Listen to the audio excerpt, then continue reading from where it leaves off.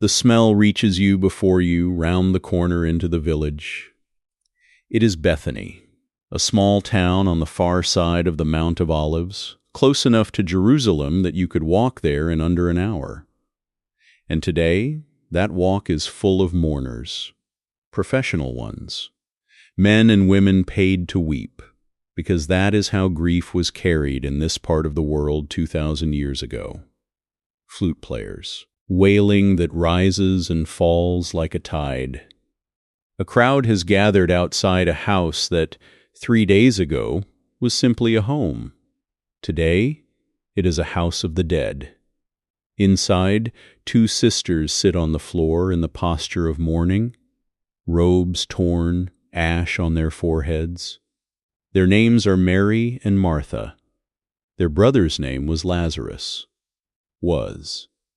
4 days ago, he died. 4 days ago, they wrapped his body in linen, packed it with spices that could not stop what was already happening, and sealed him inside a stone tomb cut into the hillside.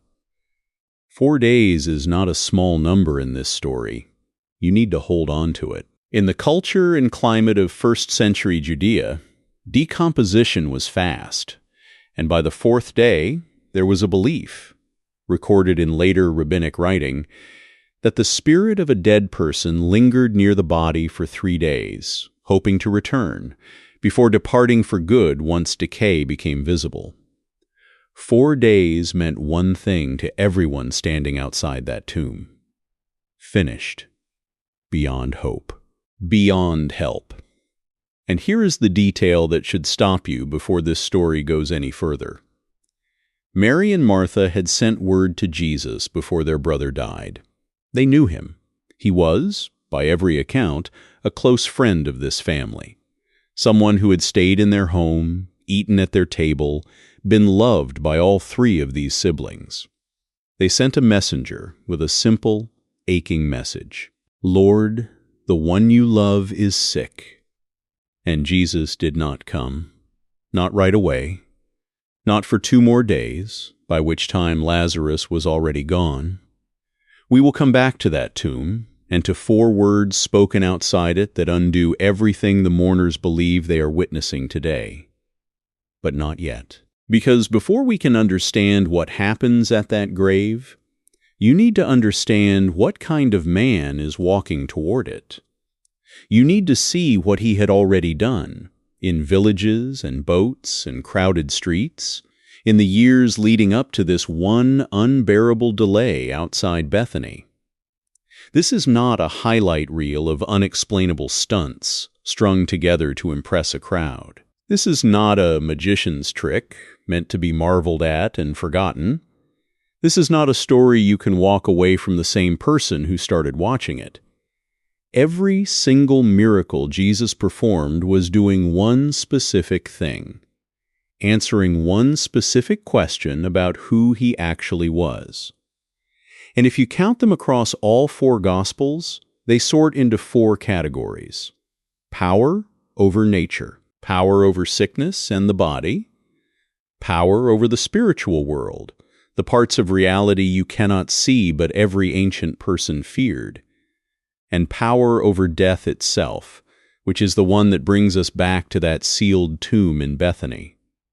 Stay with me, because the first miracle on this list does not look like power at all. It looks like a wedding running out of wine. Go back 3 years earlier, before Bethany, before anyone called him a miracle worker at all. A wedding is happening in a small town called Cana, in the hill country of Galilee. Weddings here lasted for days, sometimes a full week, and the entire village would be invited, because in a culture built on honor and shame, a wedding feast was not a private party. It was a public test of a family's standing. And somewhere in the middle of the celebration, the wine runs out. You have to understand what that meant. Running out of wine at your own daughter's wedding was not a minor inconvenience. It was a humiliation that could follow a family for years. The kind of story neighbors would still be telling a decade later at other people's weddings as a warning about what happens when you don't plan carefully enough. In a small village like Cana, everyone would have known. Everyone would have remembered. People would talk about it at every gathering after. Jesus' mother, Mary, is there, and she comes to him with the problem, plainly. They have no wine. And Jesus, somewhat reluctantly by his own words, tells the servants to fill 6 stone jars with water, the same jars used for Jewish ceremonial washing, each one holding 20 to 30 gallons. Water goes in, and when the servants draw it out to bring to the man in charge of the feast, it is not water anymore, it is wine. Not cheap wine, either. The kind of wine you serve early in a feast, before the guests' palates dull, while they can still tell the difference. The master of the banquet, who has no idea what happened in the storage room, actually pulls the bridegroom aside and jokes with him about it. Most hosts serve the good wine first, he says, and save the cheaper wine for later, once everyone has had enough to stop noticing. But you saved the best for last. John, the disciple who records this story, calls it the first of Jesus' signs. That word matters. In the Greek text, it's semeia. Not just a wonder, not just an unexplainable event, but a sign. Something that points beyond itself. A sign is never really about the thing it does. It's about what it proves. And what this one proved, quietly, at a small-town wedding that nobody outside that village would have ever heard about otherwise, is that the same hands capable of remaking water into wine were now walking among ordinary people at an ordinary celebration. Here's what most people miss about that story. It didn't happen in front of a crowd demanding proof. It happened almost privately, to solve an embarrassing problem for a family who probably never even understood what had truly occurred in their storage room that night. But it gets stranger. And considerably more frightening if you happen to be one of the men in the boat. Sometime later, Jesus and his closest followers, including Peter and John, both fishermen who had worked the Sea of Galilee their entire lives, get into a boat to cross to the other side. Jesus, exhausted, falls asleep in the stern, and a storm rises. Not a passing rain shower. The Sea of Galilee sits in a natural basin, surrounded by hills, and cold air pouring down from those hills can collide with the warm air over the water and produce storms that turn from calm to violent in minutes. These were men who had spent their whole lives on this water. They knew what a dangerous storm looked like, and this one terrified them. Waves are breaking over the sides of the boat. It is filling with water, faster than anyone can bail it out. Ropes are slick. Hands are shaking. Men who have made their living on this exact water for 20, 30 years are shouting instructions to each other that nobody can hear over the wind. And Jesus is asleep. They wake him, not gently. "Teacher, don't you care that we're going to drown?" And Jesus stands up in the boat, in the middle of the wind and the spray and the panic, and he speaks 2 words to the sea itself. Peace. Be still. And it stops. Not gradually. Not the way a storm normally exhausts itself. Wind dying down slowly, waves settling over the course of an hour. It stops immediately, completely, as if a hand had reached down and simply switched it off. And in the sudden, ringing silence that follows, the fear in that boat does not go away. It changes shape. Mark's gospel records the disciples' reaction, and it is not relief. It is terror of a different kind. Who then is this, that even the wind and the sea obey him? That question is the entire point of this video. Who is this? Hold that thought, because the next answer comes from someone you would never expect to give it. A Roman centurion. A Gentile, an officer in the very army occupying Jewish land, A man who, by every social and religious rule of the day, should have had no claim on Jesus' attention at all, comes to him in the town of Capernaum. His servant is paralyzed, in terrible pain, dying. And Jesus, without hesitation, says he will come to the man's house and heal him. The centurion stops him before he even reaches the door. A small thing, but worth noticing. A man of his rank was used to being obeyed instantly, not to stopping the person coming to help him. And what he says next is remarkable enough that Jesus himself is described as being amazed by it. "Lord, I am not worthy to have you come under my roof, but only say the word, and my servant will be healed." He explains himself the way a soldier would. He is a man under authority, and he has soldiers under his own authority. He tells one to go, and he goes. Tells another to come, and he comes. He understands, better than anyone else in this entire story so far, what real authority actually is. He does not need Jesus to be physically present. He only needs Jesus to speak. And Jesus turns to the crowd following him. People who had grown up their whole lives waiting for a Messiah, steeped in the promises and the prophets and the law, and says he has not found faith like this anywhere in Israel. From an outsider, from a man wearing the uniform of the empire that occupied his country. 3 stories: a wedding, a storm, a soldier's servant. 3 different kinds of people. A peasant family, a boat full of terrified fishermen, a Roman officer. And 3 different answers slowly building toward the same conclusion. 3 stories so far.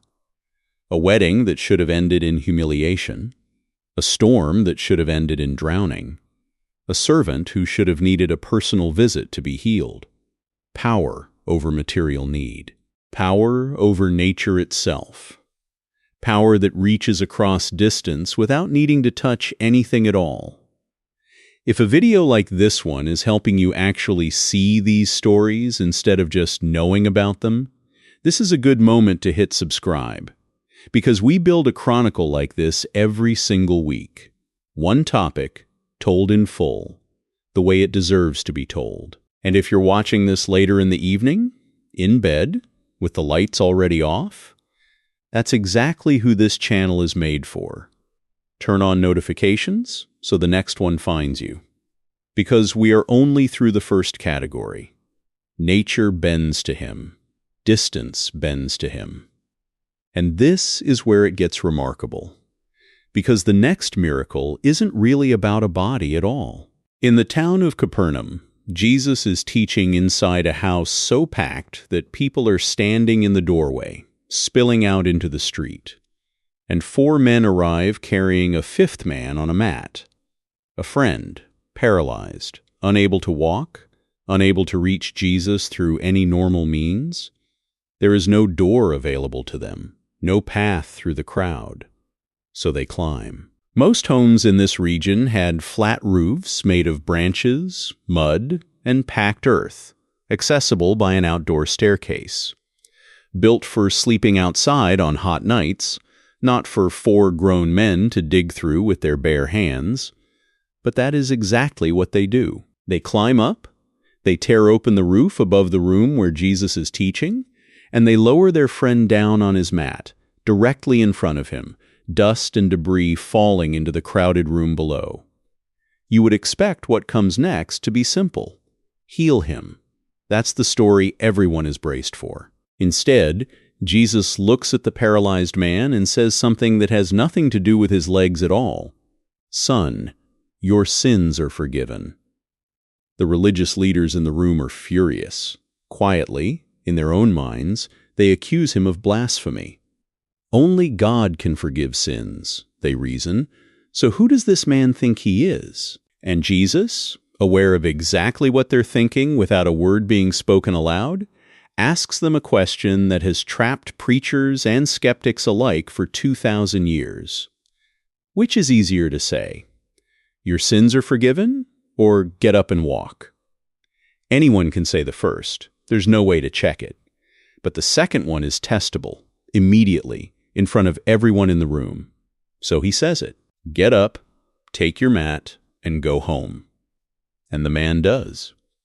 In front of everyone who came to watch, in front of the religious leaders still working out how to respond, a man who was carried in on a mat by his friends walks out on his own 2 feet, carrying the mat himself.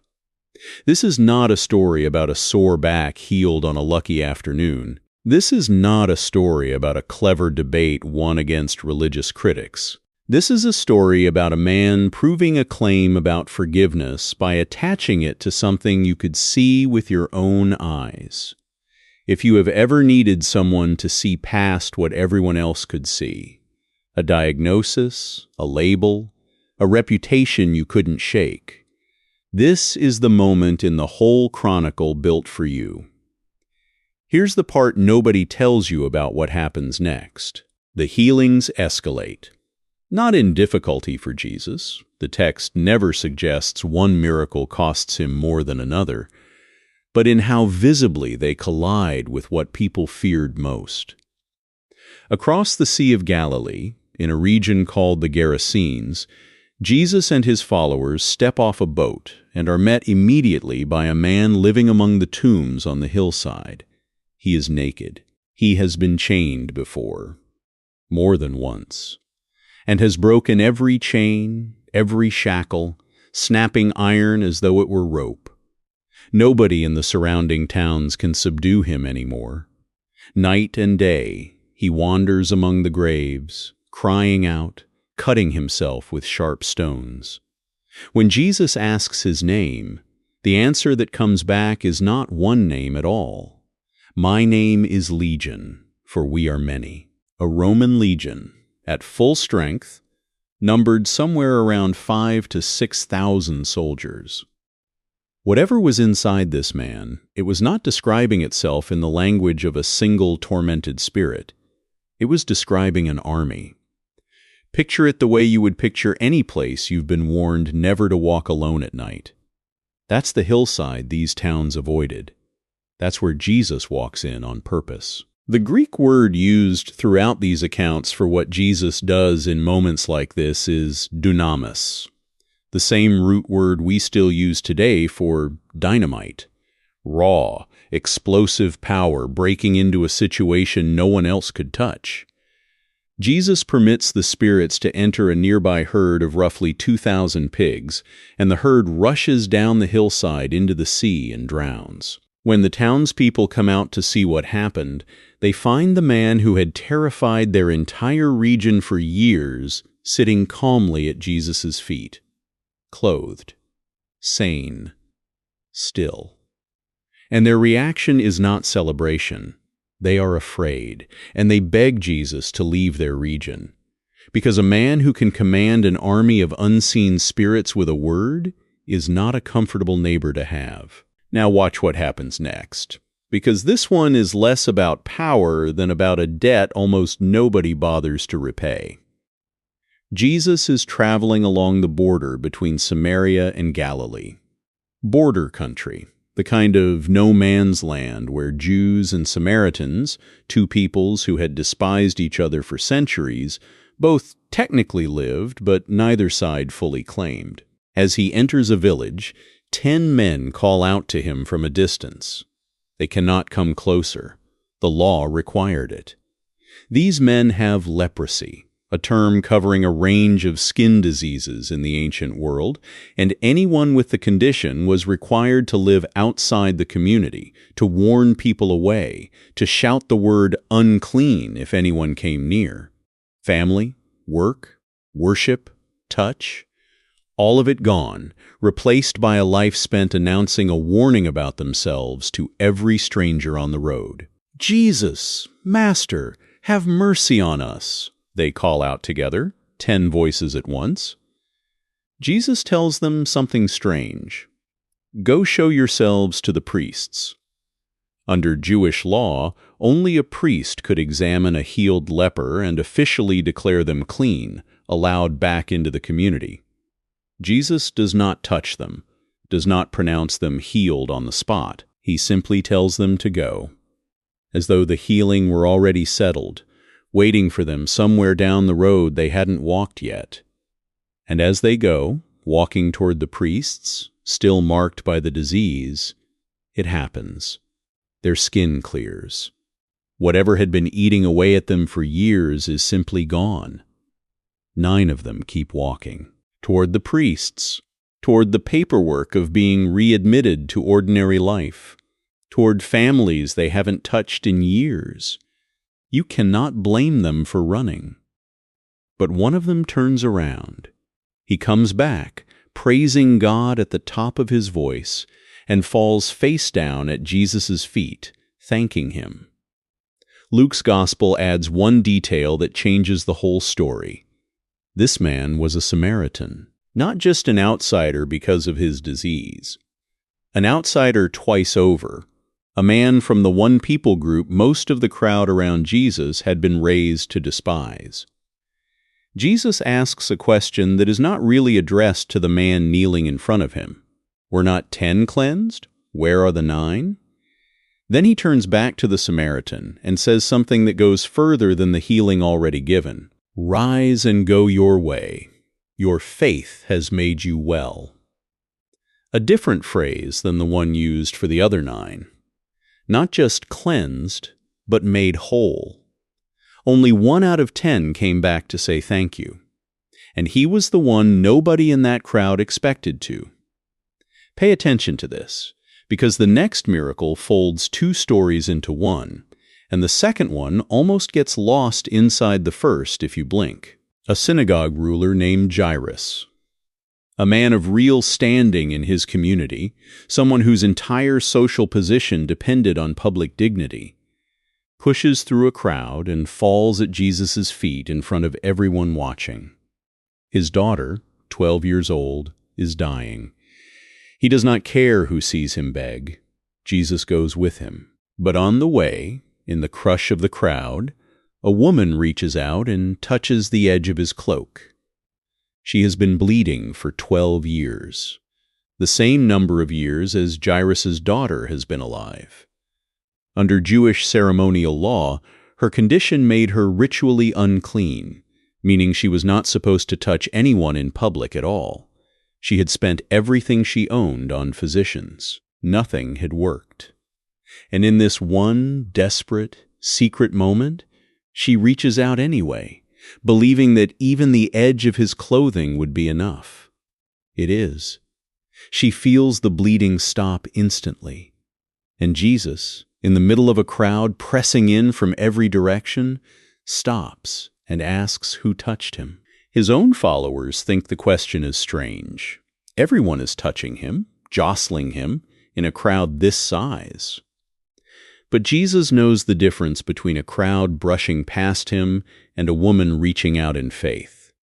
She comes forward, trembling, and tells him the whole truth. And he does not scold her for the interruption. He calls her daughter. The only time in the Gospels Jesus addresses a woman this way, and tells her that her faith has healed her. While this is still happening, word arrives from Jairus' household. His daughter is dead. There is no more reason to trouble the teacher any further. Jesus ignores the message entirely.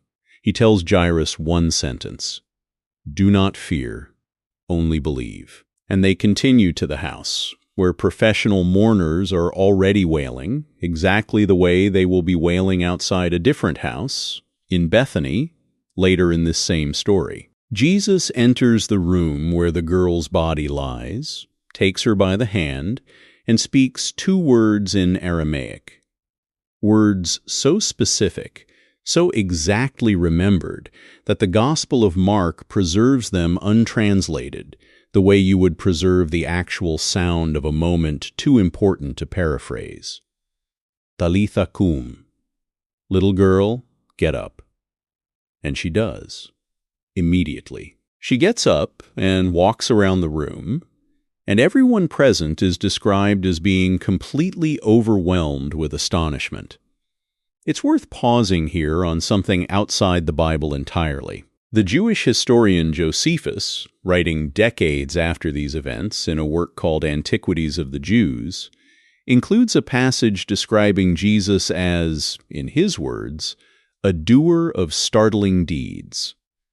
A phrase that has been debated by scholars for centuries over exactly how much of it Josephus originally wrote versus what later scribes may have added. But even in its most cautiously trimmed form, it tells you something important. Jesus' reputation for performing extraordinary acts was not an invention of his own followers, written decades later to build a legend. It was something a Jewish historian, with no reason to promote Christianity, felt he had to address at all. There's one more thing before we go back to that tomb in Bethany. A crowd of 5,000 men, not counting women and children, which means the real number gathered on that hillside was likely closer to 15 or 20,000 people, has followed Jesus out into a remote area to hear him teach. It is late in the day. There is no food. A boy in the crowd has 5 small barley loaves and 2 fish, the kind of meal a poor family would pack for one child, not for a multitude stretching across a hillside. Jesus takes what the boy has, gives thanks, and starts breaking it. And it does not run out. Basket after basket is filled and passed through the crowd, hand to hand, family to family, out across a hillside where a few minutes earlier there had been nothing at all to eat. Nobody records a moment where the bread visibly multiplies in front of anyone's eyes. It simply keeps being enough, meal after meal, for thousands of people who had walked out into the wilderness with no plan for dinner. Everyone eats until they are satisfied, and when it's finally over, the disciples gather 12 full baskets of leftovers. More food remaining than they started with. Of everything Jesus did, this is the only miracle, besides the resurrection itself, recorded in all 4 Gospels. Matthew, Mark, Luke, and John all thought this one mattered enough to preserve. Not because bread is impressive on its own, because it answers a question underneath all the others. This is not only a man with power over storms and disease and unseen spirits. This is a man who notices when ordinary people are simply hungry and does something about it. You have watched him feed people who had nothing to offer him back. Keep that in mind for what's about to happen. Because the next miracle isn't for a crowd. It's for 2 sisters who think they've been forgotten. Power over nature. Power over the body, power over the unseen world, power to provide for people who have nothing left to offer him in return.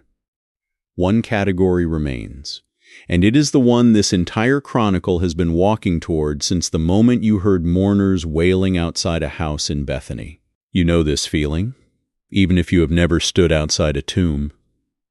The waiting room before a diagnosis, your phone in your hand, the message already sent, and no reply coming.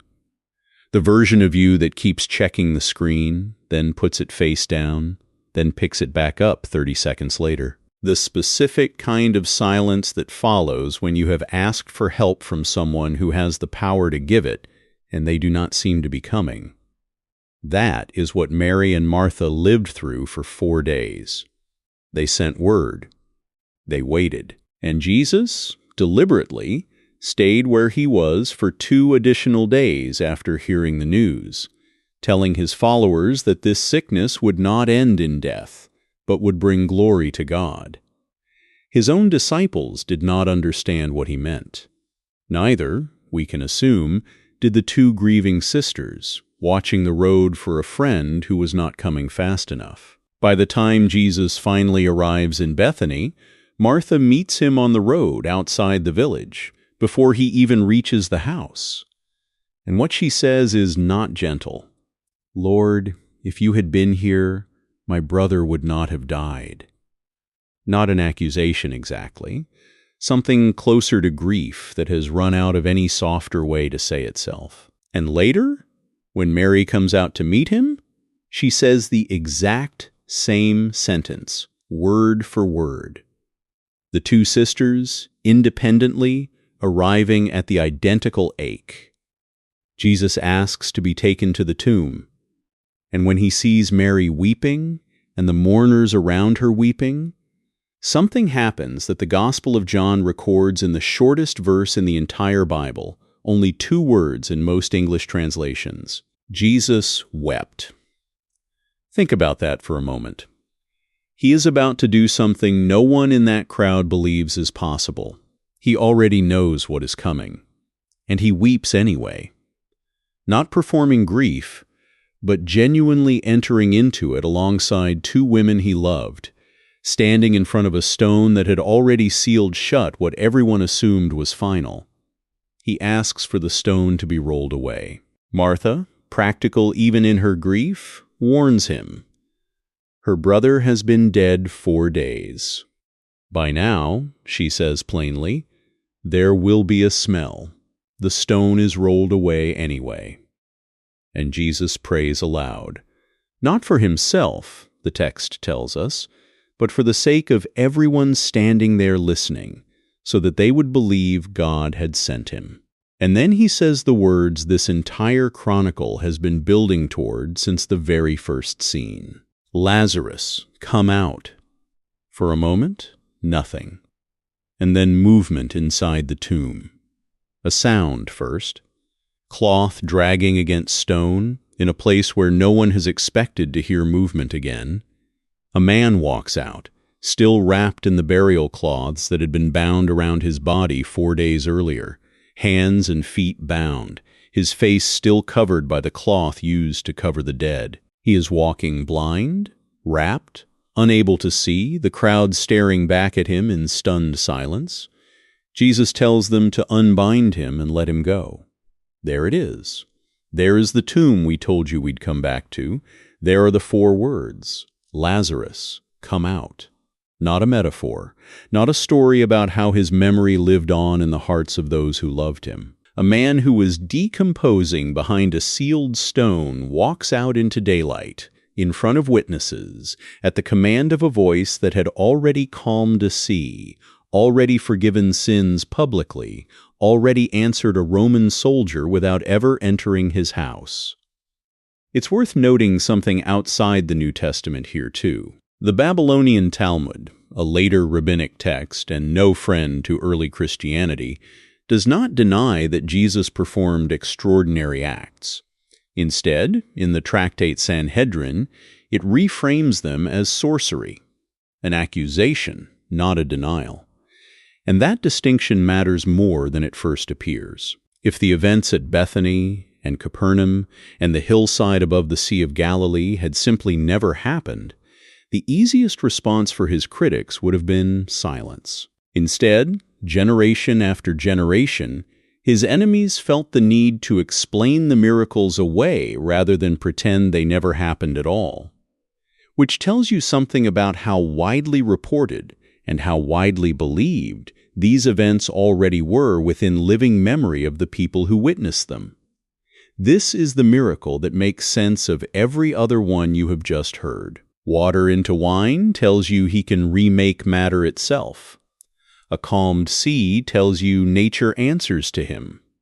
A word spoken from a distance tells you he does not need to be physically present to act.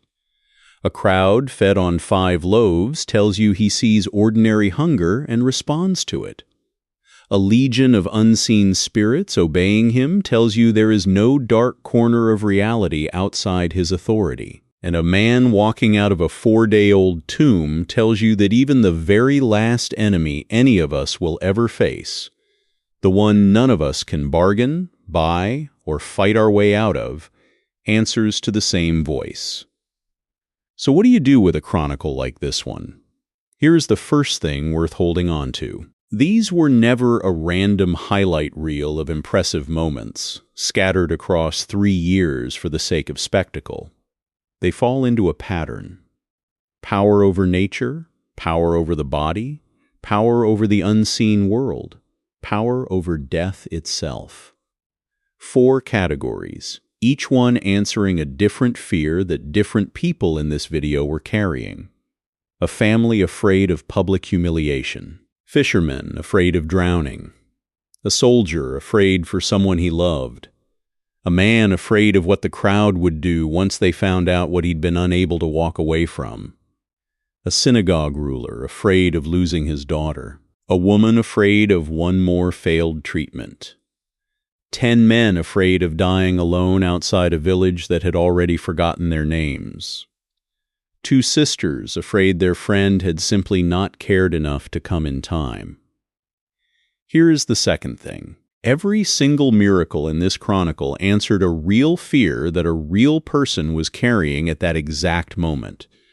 A wedding, a storm, a sickness, a decade of being unwelcome in your own community, a daughter who stopped breathing, a brother sealed behind stone.